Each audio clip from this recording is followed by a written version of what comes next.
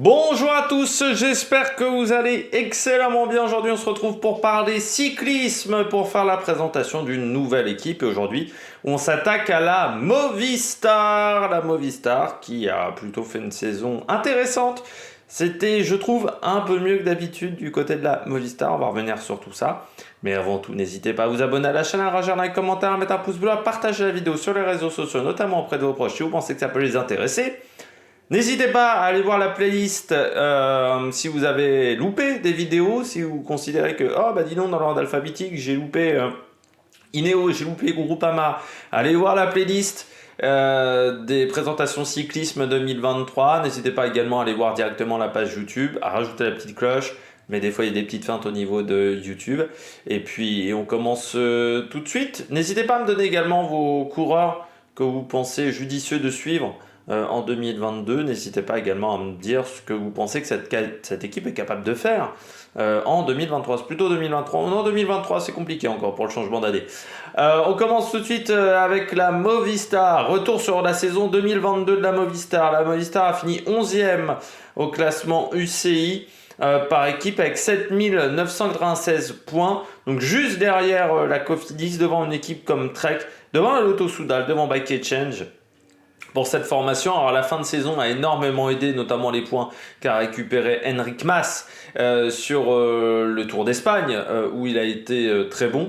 C'est vrai que la première partie de saison était extrêmement compliquée pour la Movistar, où ils ont eu vraiment du mal à se mettre dans le rythme, ce qui fait qu'à un moment ils se sont retrouvés en difficulté. Avant la Vuelta, même après le Tour de France, avant la Vuelta, au niveau des points UCI, hein, ils étaient en ballottage qui n'était pas tip top quand même pour rester en World Tour. Et puis comme ils ont très bien fini la saison, c'est vrai que la Vuelta les a énormément aidés. Mais c'est vrai que cette équipe se contente un peu trop de 2-3 coureurs, mais ça risque de changer. À partir de cette année, il y a eu un recrutement intéressant pour l'année 2023. En nombre de victoires, ils sont à 19 victoires sur la saison, du côté 19 victoires du côté de Secure Ranking et du côté également de Pro Cycling Stats avec la 14e place au classement. Ils sont juste derrière la Trek, devant Cofidis, devant Total Energy, devant Arkea, devant AG2R également en termes de nombre de victoires. C'est une année donc voilà qui est intéressante avec des résultats. Je disais notamment sur la Volta, la deuxième place sur la Volta, la deuxième place également sur le Tour de Lombardie pour Enric Mas qui a très bien fini. Strade Bianche avec la deuxième place d'Alejandro Valverde, il ne faudrait pas l'oublier, qui avait pris également la deuxième place sur la Flèche Wallonne. La victoire sur le Tour de Grande-Bretagne pour Gonzalo Serrano, je rappelle le Tour de Grande-Bretagne qui a été écourté suite à la mort d'Elisabeth II. 11e place sur le Tour d'Italie pour Valverde. Sur le Tour de France, oui, non, il y avait abandon, donc c'était Jorgensen qui avait pris la 20e place. Tour du Limousin, avec la victoire d'Alex Aramburu, également la victoire de Valverde sur Grand Camino, qui s'est fait vraiment au forceps. Et puis à la 6e place sur le Tour de Carlos Verona. Voilà pour la saison 2022 au niveau des résultats de l'équipe Movistar. Et c'est vrai que la fin de saison a vraiment aidé parce qu'en toute première partie de saison, à des moments ça a été compliqué pendant un long moment. Et ils ont bien retrouvé du rythme et ils font un bel été et une belle fin de saison, avec notamment la victoire d'Ivan Sosa sur du Tour de Longawi. Mais il ne faudra pas se rater les années prochaines. Après, c'est vrai qu'eux, ils ont vraiment subi la Covid. Ils l'avaient pris en pleine gueule parce que leur calendrier est majoritairement espagnol et que beaucoup de courses espagnoles avaient été annulées en 2020. Et ça leur a fait beaucoup de mal en fait sur le classement UCI sur les 3 saisons, parce qu'en 2020, ils avaient récupéré extrêmement peu de points. On se souvient, ils avaient seulement 2 victoires en 2020, ce qui était, je crois qu'il n'y avait que Cofidis qui avait moins en termes de victoires. Donc vraiment, ça avait été très compliqué. Pour la Movistar. Bah tiens, en parlant de victoire, on va parler des victoires 2022, la petite liste, 19 victoires. Ça a commencé au Trofeo Pollensa avec Alejandro Valverde, qui gagnait également Grande Camino et l'étape 3 de Grande Camino, c'était au mois de février. Et puis ensuite, il a fallu attendre le mois d'avril sur le Tour des Asturies, fin avril, début mai, pour avoir la victoire générale d'Ivan Sosa et la deuxième étape. Le Dauphiné, Carlos Verona, l'étape 7, c'était au mois de juin. Le championnat du Danemark du contre-la-montre pour Mathias Nosgaard, Amner Gonzalez qui a remporté le championnat de Porto Rico, Vinicius Rangel Costa qui a remporté le championnat du Brésil sur route, Oyer Lascano remporté l'étape numéro 2 du Tour de la Wallonie. Antonio Pedrero qui a remporté lui la troisième étape du Tour de l'Ain. Deuxième étape du Tour du Limousin, le classement général pour Alexa Rambourou. Quatrième étape et le général pour Gonzalo Serrano sur le Tour de Grande-Bretagne. Le Giro d'Alemilia pour Enric Mas. Garcia Cortina pour Grande Piemonte. Et Ivan Ramiro Sosa, l'étape 3 et le général du Tour de Langkawi. Ce qui fait qu'en termes de victoires sur la saison, ils sont à 19. Alors on est assez loin de la meilleure saison qu'a réalisé cette formation. Je dirais que par rapport aux dernières années, c'est mieux par rapport aux 2 dernières années. Mais on regarde que c'est plutôt une moyenne faible par rapport à d'autres années. Je pense 2016 où il y a eu 36 victoires. Et même les années 2015, 2014, on était à 31, 34 victoires. Donc c'est une équipe vraiment qui a déjà fait plus en termes de nombre de victoires dans sa saison et dans son histoire. On regarde les transferts. Du côté des transferts, 2 départs pour 3 arrivées. Les 2 départs, vous avez Ingo, je sais pas comment faire le N, vraiment c'était terrible. Ilorzegui qui a rejoint Kern Pharma, et puis Alejandro Valverde qui a pris sa retraite. Les arrivées, elles sont au nombre de 3. Fernando Gaviria qui était chez UAE, Ruben Guerrero qui était chez EF et Ivan Romeo qui était chez Hagens Berman Axeon, l'équipe d'Axel Merckx. On passe à l'effectif 2023. L'effectif 2023, il est composé de 30 coureurs. C'est l'un des rares effectifs à avoir 30 coureurs. Avec par rapport à l'année précédente où ils étaient 29. Donc c'est l'un des rares effectifs aussi. On a un coureur en plus par rapport à la fin de saison de l'année d'avant. On est plutôt sur des coureurs en moins cette année. Le plus jeune, c'est Ivan Romeo qui a 19 ans. Le plus âgé, c'est Emmanuel Herviti qui est toujours coureur cycliste à 39 ans désormais. On a 7-8 coureurs qui ont 30 ans ou plus. On a désormais 7 coureurs qui ont moins de 25 ans. Donc là aussi, c'est quand même une équipe qui a envie de renouveler un petit peu son effectif et aussi d'aller sur d'autres secteurs qui pour l'instant étaient un petit peu compliqués pour cette formation. On regarde tout de suite les coureurs à suivre dans cette équipe Movistar, parce que j'ai pas grand chose d'autre à dire sur la saison notamment. Je pense que la vidéo sera un peu plus courte que sur d'autres formations. On commence avec Fernando Gaviria. Et bien pour la première fois depuis sa première saison, il va courir dans une équipe qui parle la langue espagnole. Voilà, donc ça va changer. Il avait été chez Colombien Col Deportes en 2013, et puis ensuite il avait rejoint Quick-Step après ses résultats sur la piste avant de rejoindre UAE. Ça va lui faire du bien parce que c'est vrai qu'il avait plus forcément un statut de leader chez UAE avec l'arrivée d'Ackerman notamment au niveau des sprints. Il y avait Molano aussi qui prend de plus en plus de place du côté de l'équipe UAE, et Movistar est une belle formation parce qu'il n'y a pas de concurrence et que malgré tout il y aura du monde pour l'entourer, parce que vous avez Ivan Garcia Cortina, parce que vous avez également Jacobs par exemple. Je pense qu'on est en capacité de faire un train pour Fernando Gaviria. Il va avoir un rôle important parce que je crois que Movistar a bien compris qu'il leur fallait un sprinter pour aller marquer beaucoup de points, parce qu'un sprinter ça permet de gagner beaucoup d'étapes, de gagner beaucoup de courses ou de faire beaucoup de top 5 sur la saison, donc c'est important, surtout qu'avec le barème UCI qui change sur les épreuves World Tour, le fait d'être dans un top 5 va être plus valorisant que c'était le cas que ce qui était auparavant. C'est le système de barème UCI changeant. Les sprinters vont avoir aussi de l'importance pour aller chercher et marquer des points. Et donc il fallait forcément en prendre un.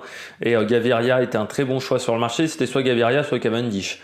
Je pense que pour Movistar, qui est très attaché à son identité un petit peu espagnole, c'était quand même important de choper Gaviria. C'est un coureur qui a encore des capacités pour le sprint pur. C'est un coureur qui a une habileté sur le vélo qui est quand même assez dingue, qui lui vient de la piste. Mais il est capable voilà, de vraiment prendre des risques. Et ses dernières victoires ont souvent été dans ce genre de situation.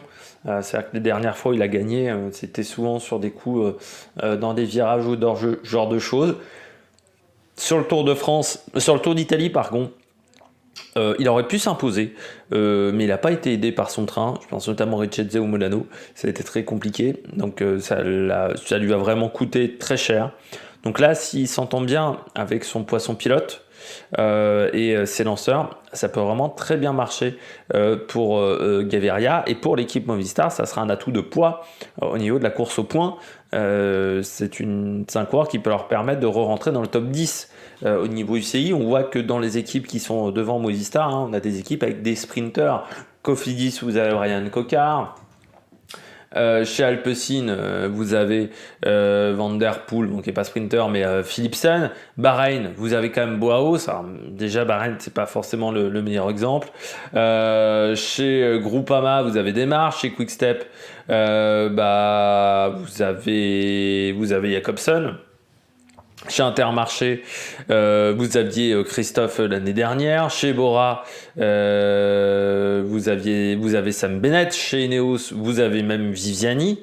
Chez UAE, vous aviez Gaviria jusqu'à maintenant, Moyano Ackermann. Et chez Jumbo, vous avez Van Aert, vous avez Olaf Koy. Il faut un sprinter. Voilà. Maintenant, pour être au top au niveau des points UCI, c'est ce que va permettre de faire Gaviria dans cette formation. Donc c'est pour ça que c'était important de le recruter, je pense. Enric Mas, pourquoi à suivre? Bon, on sait qu'en montagne désormais c'est un coureur sur lequel il faut compter, mais vu ses performances sur les classiques italiennes en fin de saison, il n'y a pas que sur les épreuves de montagne qu'il va falloir suivre Enric Mas. Un Liège-Bastogne-Liège peut être intéressant pour lui. Son objectif, ça sera Tour de France Vuelta. Il va redoubler Tour de France Vuelta comme il a fait cette année. Et on espère surtout du côté d'Enric Mas que sur le Tour de France ça se passera mieux, parce que c'est vrai qu'il avait eu un Tour de France un petit peu compliqué. Comme il va y avoir du monde sur le Tour de France, peut-être que sur le Tour d'Espagne, on aura des coureurs fatigués, surtout que cette année, le Tour d'Espagne est plus tard. Il est décalé de 10 jours à cause des championnats du monde, ce qui décale un petit peu le calendrier. Donc le Tour d'Espagne, ça sera vraiment septembre, c'est l'année prochaine. Ça commence, je crois, le 26 août en 2023, et ça finit un truc comme le 20 septembre, un truc comme ça. Donc c'est décalé d'une bonne semaine dans le calendrier. Et ce qui fait qu'on va voir ce que ça va donner pour Enric Mas, mais il y aura des surprises, je pense, sur la Vuelta, parce qu'on n'a pas connu de saison aussi longue depuis 2019. Il faut bien se mettre dans la tête, le Tour de Nonder, ça n'avait pas lieu, il y avait beaucoup de courses, ça n'avait pas lieu, donc c'est vrai que les débuts de saison étaient plus calmes. Là, on a un vrai début de saison, comme en 2019, on a un calendrier qui est assez similaire à ce qu'on avait en 2019, donc ça va avoir des conséquences. Mais c'est pour ça qu'un coureur comme Enric Mas, c'est un coureur qu'on attend au top, mais pas que seulement sur les grands tours. Je pense que sur les classiques, c'est un coureur qui peut avoir des qualités vraiment fortes, et avec une équipe qui se renforce autour de lui, ça peut être vraiment bien. Et puis maintenant, ça va être le leader, c'est-à-dire que vous n'avez plus Alejandro Valverde, donc maintenant toute la pression repose sur lui. Il a la pression sur les épaules, ce qui n'était pas le cas auparavant, parce qu'il y avait toujours Valverde. Mais là, c'est l'an 1 après Valverde 2023 pour Movistar. Donc ça va pas être facile. Il va falloir être, comme on dit, leader de vestiaire pour Enric Mas. Et quand tu es leader de vestiaire, forcément, tu te retrouves à avoir beaucoup de pression sur les épaules. On poursuit avec Ruben Guerreiro, le Portugais, qui était chez EF l'année dernière, qui est passé par pas mal d'équipes, Katusha, Trek. Il a commencé chez Axel Merckx. 28 ans, donc il a quasiment le même âge que Enric Mas. Bon puncher, bon grimpeur. Guerreiro, on pensait jusqu'à l'année dernière que c'était qu'un puncher. ce qu'il a fait l'année dernière, notamment sur le Dauphiné, me fait dire que c'est également un pur grimpeur, enfin qui peut être très bon comme coureur par étape. Ruben Guerrero qui avait dû abandonner le Tour de France, qui a fini 9e du Dauphiné, mais il avait fini 5e de la dernière étape. Donc c'était très intéressant. C'est un coureur qui est plutôt coureur de classique. Donc ça va être intéressant de voir la combinaison qu'il va y avoir avec Enric Mas, parce que c'est vrai qu'il va y avoir, on va dire, 2 co-leaders sur les classiques. Lui, il va commencer dès le Saudi Tour le 30 janvier. Ensuite, il enchaînera avec Tour de Man, Grand Camino, Strade Bianche, qui est la première grande classique de la saison, avant d'enchaîner avec Tour du Pays Basque, Tour de Suisse, Tour de France du côté de Guerrero. Donc programme assez chargé pour le coureur portugais, mais qui a des très bonnes qualités et qui peut être vraiment un co-leader très intéressant pour la formation Movistar.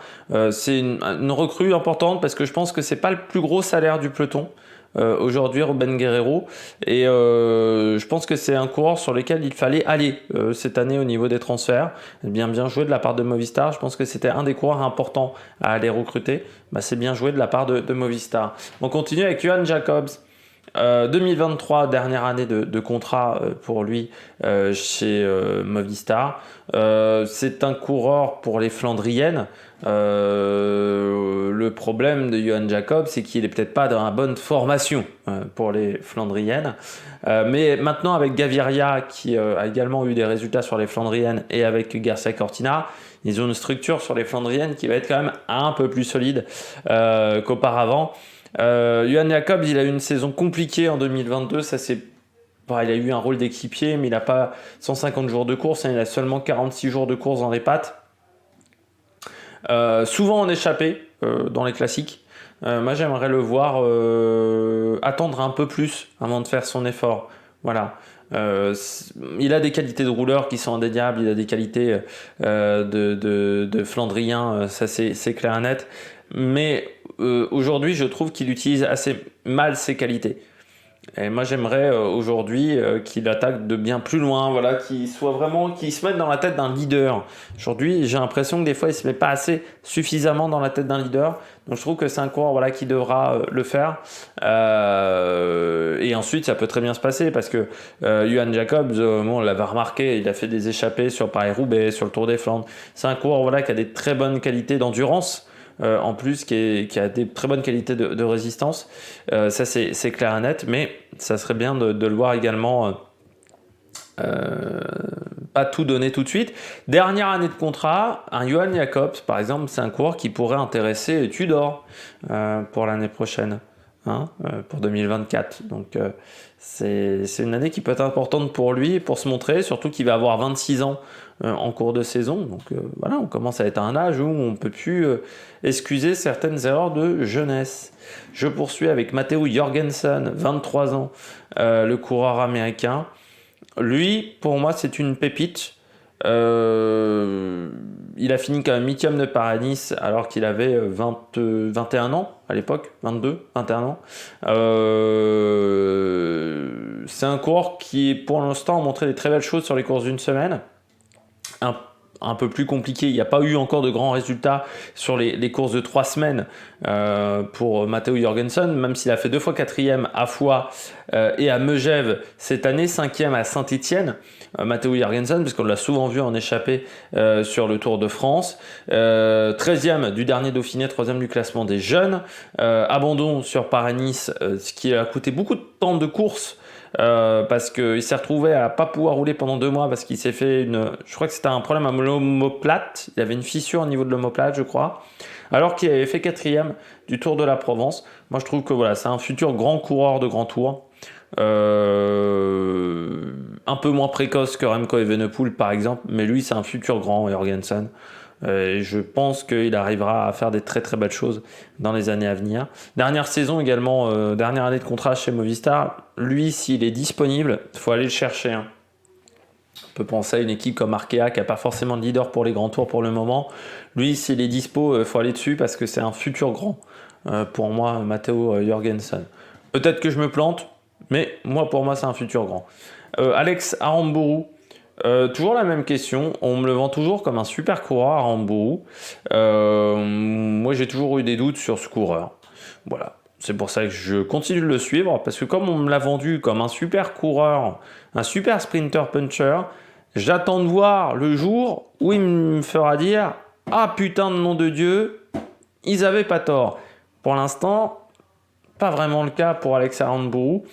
Alors il a gagné le Tour du Limousin.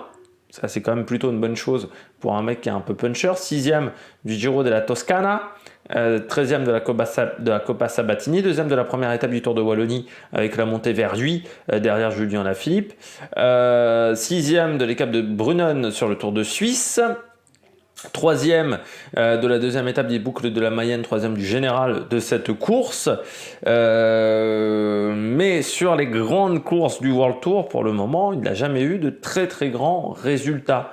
Alex Arambourou, donc j'attends qu'il ait maintenant des grands résultats, à part sa victoire sur une étape du Tour du Pays Basque, mais j'attends maintenant qu'il ait des résultats sur les grandes épreuves World Tour. Voilà. Il a les qualités pour, parce que quand tu fais 6e du Het Nieuwsblad, 2e d'une étape du Dauphiné, voilà, quand tu gagnes le Tour du Limousin, c'est que tu as quand même des qualités. Sauf que pour le moment, je trouve qu'elle ne s'exprime pas suffisamment sur les grandes épreuves. Bah, c'est ce que j'attends de voir dans les années suivantes. On passe au maillot. Le maillot de la Movistar, il va être difficile à différencier par rapport à la Groupama. Petit indice, au niveau du col et au niveau des manches, c'est bleu clair. Donc c'est peut-être ça qui va nous permettre de le repérer, mais c'est vrai qu'on est sur un bleu foncé qui est une couleur qui est très à la mode dans le peloton en 2023, comme le rouge.